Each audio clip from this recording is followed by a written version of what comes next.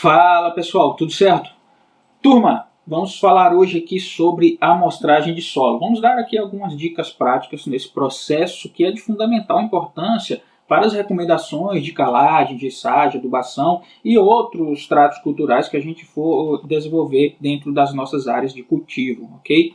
Pessoal, lembrando o seguinte, esse conteúdo aqui ele também está sendo produzido em texto lá no blog do Calagem App, então acessa aí calagenapp.com/blog. Lá a gente vai encontrar esses e outros conteúdos relacionados à fertilidade do solo. Vamos apresentar lá também novidades que venham sendo aplicadas dentro do aplicativo, tá? Então veja lá também os nossos posts de atualizações. Turma, amostragem de solo. Então, a amostragem de solo ela é a primeira etapa de uma série de etapas que vão levar à recomendação das práticas culturais para a melhoria ou manutenção da fertilidade do solo. Aqui a gente está falando especificamente de fertilidade do solo. Há as amostragens também aí que vão envolver fertilidade química. Deixa eu só dar uma correção aqui. A gente está aqui falando mais precisamente de fertilidade química. Mas lembrando que a gente tem aspectos físicos e biológicos dentro do nosso sistema solo, ok? Bom, então voltando aqui, a amostragem de solo é a primeira etapa de uma sequência de etapas que vão levar à nossa recomendação para adubação, calagem, gessagem, etc.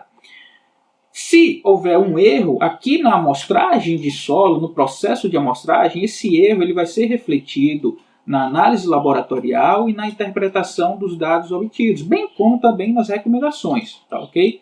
Então, cada etapa aqui ela é crucial e um erro vai ser refletido nas etapas seguintes. Então, vamos falar aqui sobre a amostragem. Vamos dar aqui algumas dicas. Lembrando que a amostragem ela passa por um processo de pelo menos 3 etapas. A primeira etapa é a gente identificar e separar ali quais são as nossas glebas homogêneas. A segunda etapa é o nosso caminhamento aleatório, vamos para o campo, coletar as amostras simples, de acordo com em cada área homogênea, e também nas profundidades que a gente especificou ali previamente que vão ser coletadas, tá ok? Em seguida, as amostras simples elas vão ser misturadas segundo cada área homogênea, segundo cada profundidade, para formar as nossas amostras compostas, que vão representar cada área homogênea e cada profundidade, ok? Bom, dentro do processo de separação das nossas áreas homogêneas, a gente precisa levar em consideração o que vai levar a essa homogeneidade.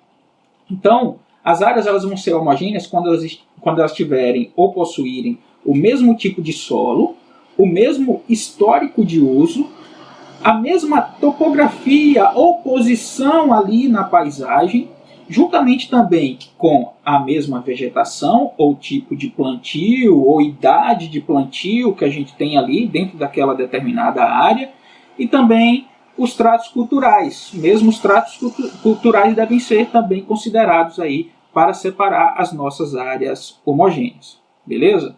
Bom, pessoal, um importante aspecto antes da gente fazer a coleta das nossas amostras simples e em seguida obter as nossas amostras compostas é definir os objetivos da nossa amostragem. Se é uma amostragem em uma área que nunca foi amostrada, a gente não tem noção nenhuma da fertilidade do solo, o ideal é que a gente faça um reconhecimento geral do estado de fertilidade desse solo, ter amostras estratificadas das camadas de solo vão trazer uma informação mais detalhada das condições de fertilidade do solo dessa área.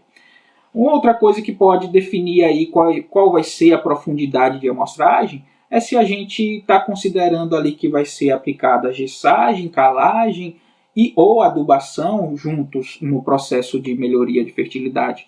E isso a gente vai levar em consideração as condições técnicas que o produtor possui. Ele possui cache para poder aplicar ali, por exemplo, uma gessagem. Então a gente deveria, nesse caso, já estar considerando aí uma investigação do perfil ou das camadas de solo em maior profundidade, tá ok? E uma outra coisa que a gente vai levar em consideração é se o solo será revolvido ou não. Se o solo ele for revolvido, por exemplo, se a camada arável ali é de 0 a 20 centímetros, a gente vai fazer uma coleta de 0 a 20 centímetros. se a gente vai estar considerando que o produtor ele tem condições de poder gastar ou investir, né, na aplicação de gesso agrícola, a gente vai fazer uma amostragem em maior profundidade, ok? Então, só para a gente ter uma ideia, se a gente considerar que a gente está com uma determinada área e essa área tem como camada arável a camada de 0 a 20 centímetros, isso quer dizer que a gente teria condições ali de estar aplicando o calcário, o nosso corretivo de acidez, nessa camada de 0 a 20 centímetros. Então a gente faria essa amostragem no 0 a 20 centímetros para poder observar os indicadores de acidez do solo com o intuito de aplicar um corretivo de acidez. E em seguida, né, a gente vai poder também vir com a adubação. Ok? Bom, se a gente vai estar considerando que há a possibilidade da aplicação do gesso agrícola, a gente pode então fazer a amostragem em maiores profundidades.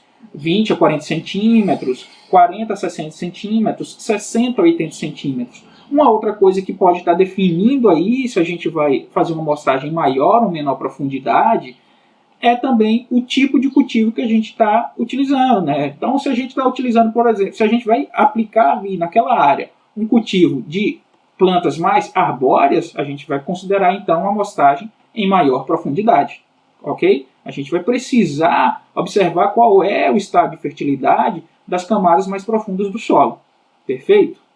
Pessoal, o caminhamento das amostras simples, isso aqui eu acho que já está bem batido aí para a maioria, que deve ser feito de forma aleatória dentro da área, de forma aleatória. Mas antes de ir para campo, lembrar o seguinte: pegar os recipientes que vocês vão colocar as amostras simples e fazer a identificação das profundidades que esses recipientes vão receber de amostras, tá? Então, se a gente vai fazer as amostragens em duas profundidades, 0 a 10 e 10 a 20 centímetros, inclusive 10 a 20 centímetros, correto? Vamos escrever aqui. Então, a gente vai identificar esses dois baldes aqui, como de 0 a 10 e 10 a 20, para que a gente não tenha confusão lá no campo. Então, se planeja direitinho para chegar lá no campo com mais segurança e não incorrer em erros que podem levar aí a um trabalho a mais, tendo que voltar ao campo para fazer novas amostragens, beleza? Bom, pessoal, então a gente vai fazer o caminhamento aleatório. Para cada camada a gente vai colocar aqui as nossas amostras simples. E terminou ali a nossa primeira área homogênea. Nós vamos passar esse material aqui para dentro dos saquinhos, para a gente fazer a nossa amostra composta. Vamos falar mais adiante. Turma, importante, durante esse processo de caminhamento, durante esse processo de obtenção das amostras simples, é importante que a gente evite certos locais que não representem a predominância da nossa área. Então, cupinzeiros e formigueiros devem ser evitados, eventuais áreas pedregosas, pontos que estejam erodidos, que não representam o estado geral ali da área. Pontos próximos à estrada também devem ser evitados. Também evitem pontos próximos a bebedouros. Outra coisa, quando chegar no momento aqui, no ponto de fazer a coleta, façam a limpeza da superfície do solo, retirando o excesso de material vegetal que estiver ali em cima. Mas tome cuidado para não raspar a superfície do solo. Esses primeiros centímetros de solo são os centímetros, ou melhor dizendo, as primeiras camadas de solo representa a camada fértil do solo, tá ok? Então, tomar cuidado nesse processo de limpeza aqui da superfície do solo, para não raspar esses primeiros centímetros de solo, ok? Pessoal, então, de posse das nossas amostras aqui simples, a gente vai colocar esse conteúdo dentro dos saquinhos, lembrando de misturar o solo, né, misturar o nosso conteúdo de amostras simples, a gente vai misturar eles dentro aqui do balde, tá? A gente vai homogeneizar eles aqui dentro e em seguida a gente vai colocar dentro de saquinhos. Cerca de 300 gramas já é suficiente para levar para o laboratório e conseguir aí fazer todas as nossas análises de rotina, micronutrientes, fósforo remanescente, análise textural, tá ok? Lembrando também de identificar o saquinho, principalmente o nome do proprietário, a gleba que foi feita a coleta e a profundidade em que foi amostrada, tá ok? Então deixa isso aí bem identificado para que a gente não se perca melhor dizendo, para que o laboratorista, né, não se perca lá dentro com esse material. Se ele for atento, ele vai ficar de olho também quanto a essa identificação e vai sempre pedir para que você deixe lá identificado, corretinho, para depois você receber sua análise com todos os dados bem organizados.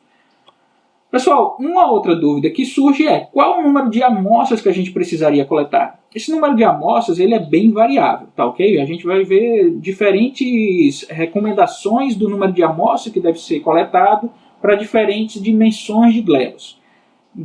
Isso aí vai variar sempre de acordo com o material técnico que a gente estiver lendo. Bom, como recomendação a gente vai passar um aqui, mas lembrando, isso aí pode variar, tá ok? A gente vai passar isso aqui, ó. Até 3 hectares, faça aí uma amostragem de pelo menos 15 amostras simples. Lembrando, 3 hectares de uma gleba homogênea, tá ok? De uma gleba homogênea, a gente tem que considerar a gleba homogênea. De 3 a 5 hectares, a gente vai fazer uma coleta aí de pelo menos 20 amostras simples. E de 5 a 10 hectares, a gente vai fazer aí uma coleta de 30 amostras simples, para depois a gente obter aí a nossa amostra composta. Perfeito? Bom, turma, esse vídeo, né, ele vai estar sendo apresentado também lá no nosso blog, no calagenapp.com/blog, e lá também vocês vão verificar o nosso conteúdo em texto. Turma, lembrando, Calagem App está aí para vocês baixarem, o link está na descrição do vídeo. Apenas nesse momento, nessa data do vídeo, está custando R$ 9,99, pagamento único. Você baixa o Calagem App agora, tem acesso a ele e a todas as atualizações futuras que vierem surgir logo à frente, tá ok?